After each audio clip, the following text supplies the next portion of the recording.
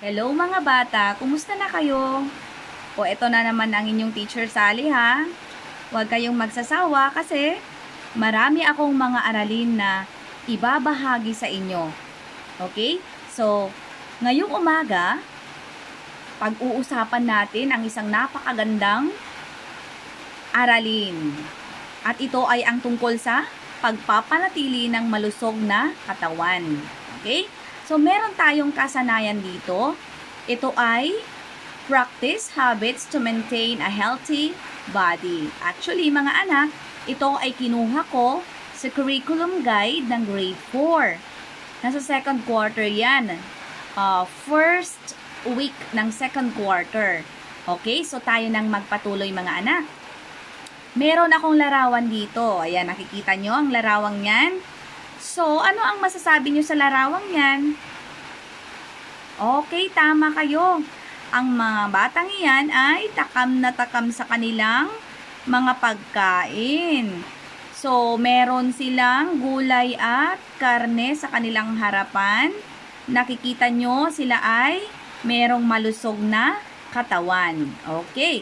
So, may magagawa ba o maidudulot ang uri ng mga pagkaing ating kinakain sa pagkakaroon ng malusog na pangangatawan? Okay, tama kayo mga anak. Siyempre, malaki ang maidudulot o magagawa ng mga uri ng pagkain na kinakain natin sa pagkakaroon ng malusog nating pangangatawan. Kapag tayo ay mahilig sa chichirya, mga soft drinks, mga frozen foods, ganon din yung mga mamantikang mga pagkain, naku mga anak, hihina at hihina ang ating katawan, ang inyong immune system. So, ano-ano sa palagay mo ang mga pagkaing dapat nating kainin, lalo na ang mga batang katulad mo? Pwede mo bang ibigay ang mga iyan? Okay, tama ka. Yung mga prutas, karne, gulay, itlog, uminom ka rin ng gatas. Siyempre, lahat yung mga nandoon sa nasa Go, Grow, and Glow Foods, di ba? Kailangan, yun ay mga kinakain natin. So, tayo nang magpatuloy. O, tingnan naman natin ito. Ayan, nag-e-exercise, di ba? O, ikaw, nag-e-exercise ka ba araw-araw? Ikaw ba ay nag-e-ehersisyo tuwing umaga?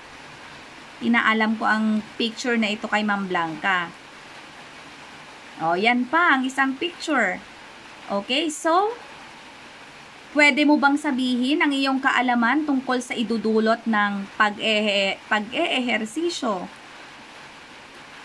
Okay, kaya ano pang hinihintay mo?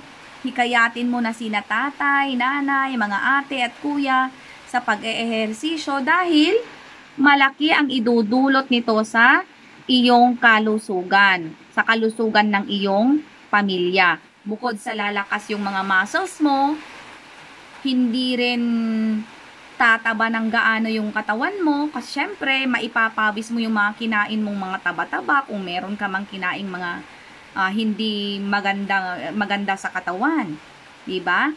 So hikayatin mo sina inay, itay, mga ate at kuya sa pag-eehersisyo. Simpleng pagja-jogging, di ba, sa umaga? Okay, so ano naman ito? O ayan, nakikita nyo, alak at sigarilyo. Ang alak at sigarilyo ay nakakasira ng kalusugan ng isang tao.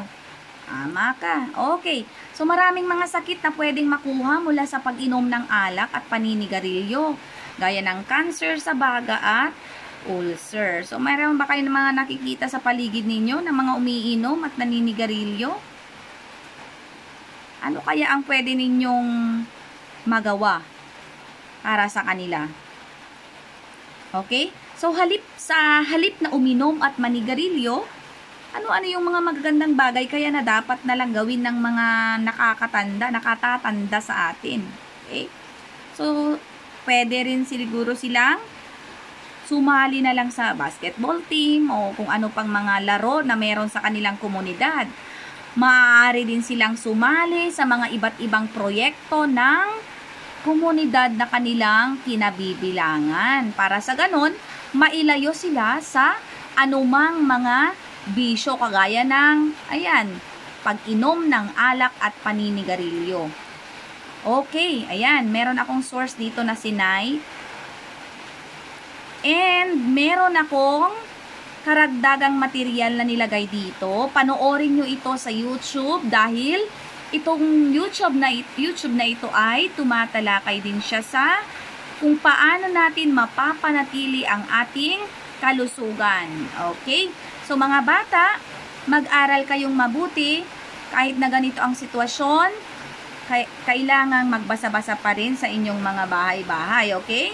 Huwag kalimutan, mag-ingat palagi. Thanks for watching!